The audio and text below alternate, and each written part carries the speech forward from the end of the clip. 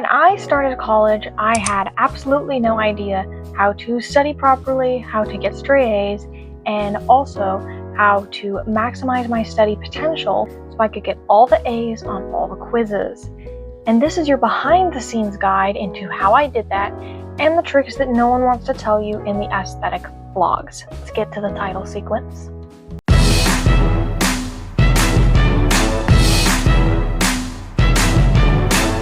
Hi everyone, welcome back to the bookshelf, or welcome if you're new.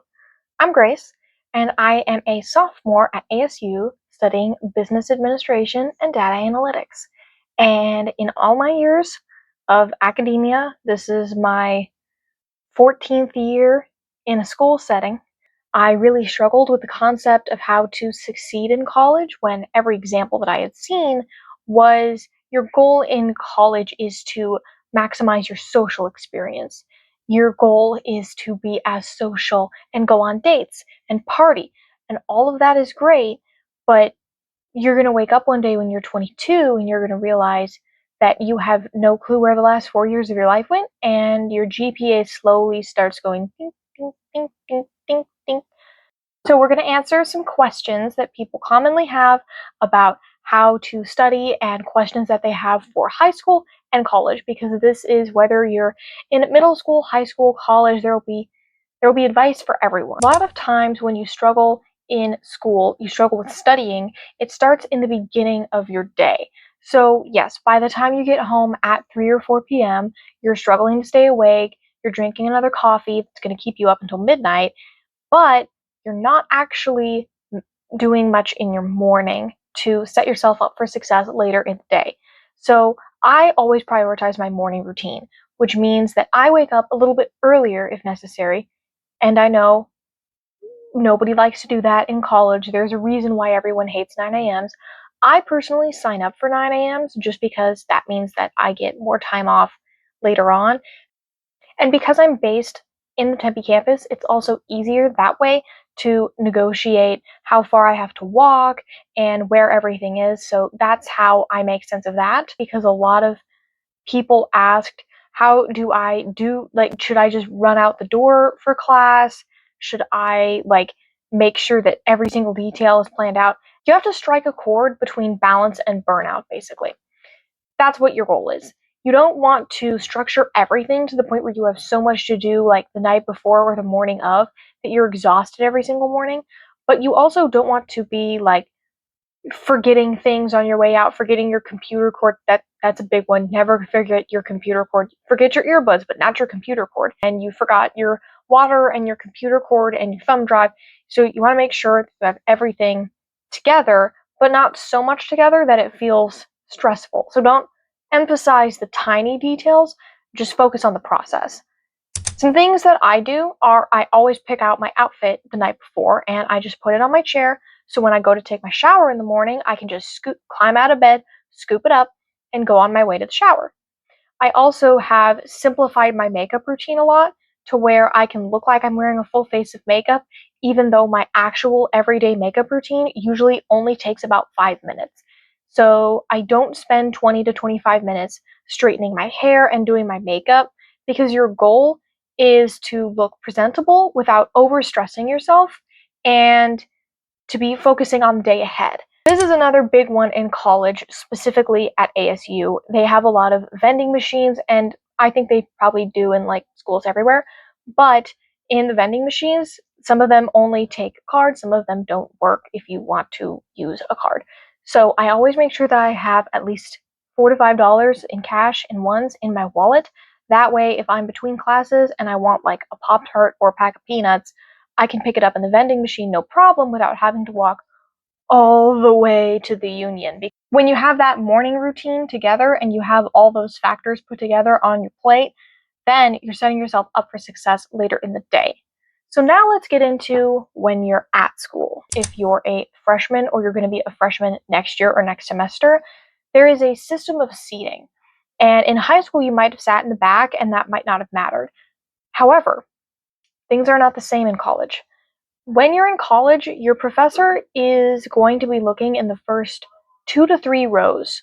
So if you have a big lecture hall, then don't feel like you have to sit in the first row in like a 200, 300 person lecture hall. Make sure that you get an aisle seat.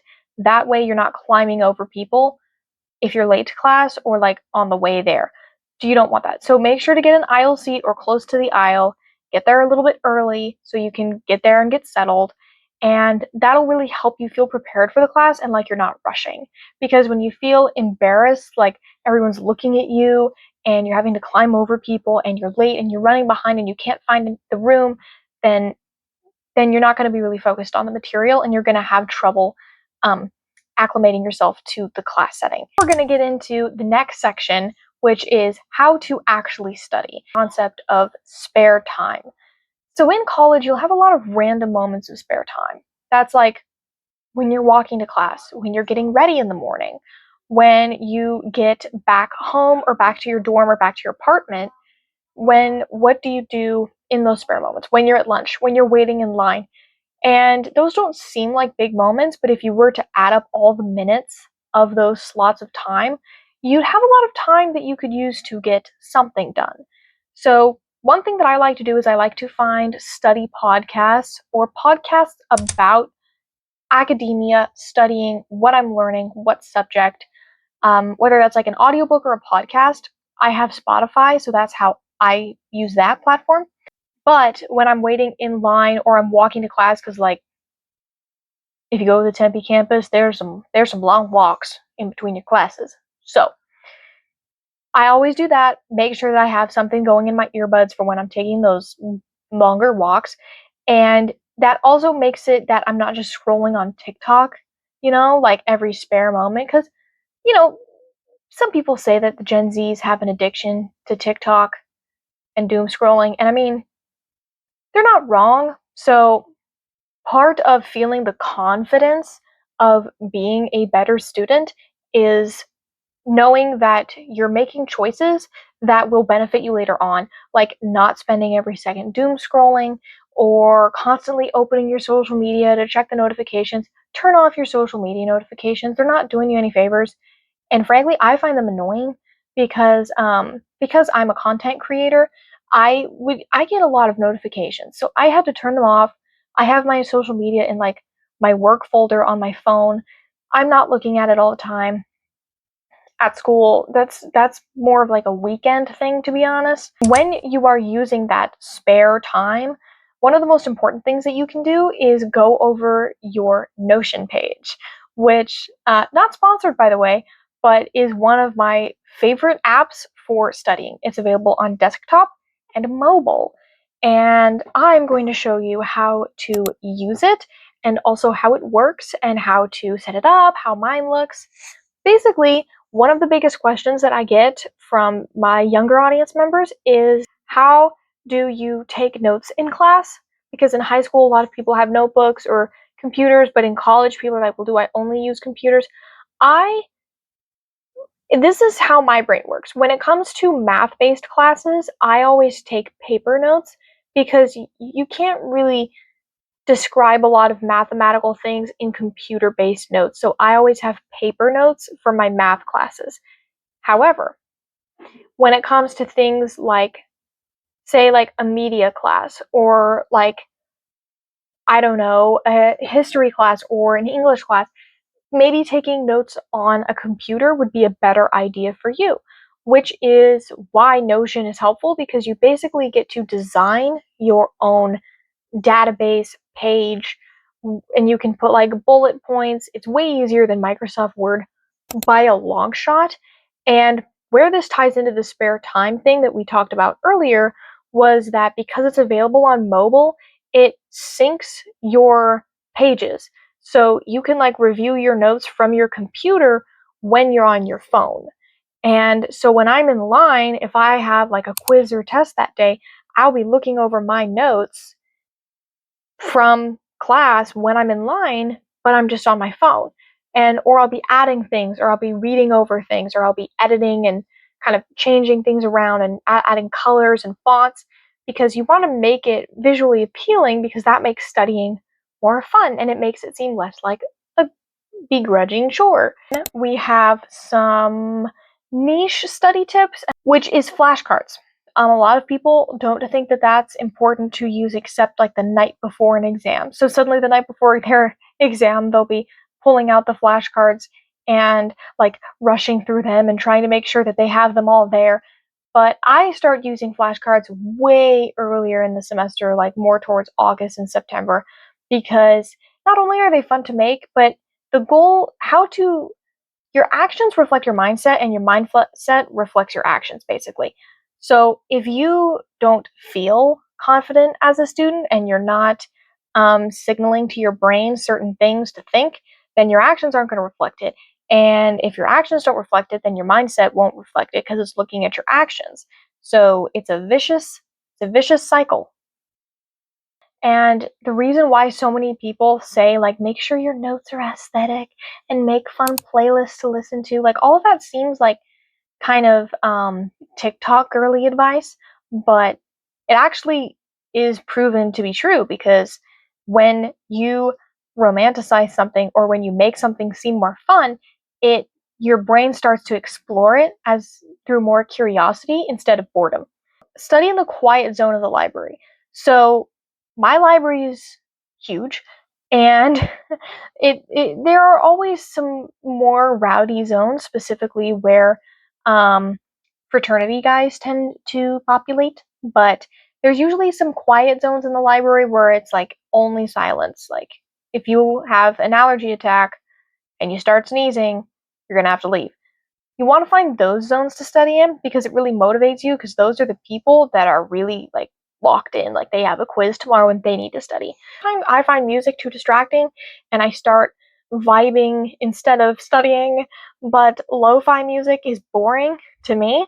So I always put on a little ambiance Harry Potter ASMR for studying, which is like a cute little setting on the screen and it has music. It has like some faded dialogue as well, and it really feels like you're like in Hogwarts, in the library, in the Great Hall studying. And I like to put that on, or like some Gilmore Girls ambiance, anything related to studying in academia, basically. This one is one that I've heard a lot, which is to create Pinterest boards for what you're studying. And I actually think that this is very helpful, but not for like every subject, and not based on like creating an aesthetic. So I have Pinterest actually. I am a creator on Pinterest as well. But I have boards for like academic comeback era, encouragement, my freshman year of college versus my sophomore year of college, career, favorite shows, singers, movies, shows, and like what I want my future house to look like. So when you wake up in the morning, instead of turning on Instagram, go to your Pinterest and pull up the folder and look through all the tweets, look through all of the images of aesthetic notes and things that make college seem fun and exciting, and you want to collect all of these into one place. So when your brain turns on in the morning and boots up, you put that in there, you take the images and they go in there, and they signal to your brain, hey, today's going to be a fun day because we get to go to school, we get to go to high school or college, let's have some fun. And it gets your brain in the mindset of romanticizing school. And that is how you start to build up the confidence to put that into your work effort and ethic and be a better student. This last one is huge for me. It got me through calculus and is currently helping me with all of my computer and math-based classes, which is using Microsoft Copilot to help quiz you when you study. So a lot of times studying, you think it means sitting at your desk and going over your notes, reading your textbook. That is very passive studying. You want to drill it into your brain and make it a bit of a game and make it where there's points and validation and like you know that you're right or wrong. And Microsoft Copilot, I do that. So I'll say, for example, when I was in calculus, I would say, hey, I'm learning differential equations. To quiz me on multiple choice questions based on differential equation formulas, for example. And so it would generate 5 or 6 questions and it would give me feedback, and it makes it seem like more of a game because it seems like you're challenging yourself beyond just like thinking to yourself like, okay, what's this formula that I need to know for tomorrow? You're like typing it and then it's appearing, so it seems sort of like a computer game, but not really. And that is the end of the video. So this is your chance to submit a question that you have down below. If you have more study questions, I can always make a part 2, and I will leave the links below to some of my favorite ambiance ASMR videos for you to check out. Thank you for coming back to the bookshelf to hang out with me.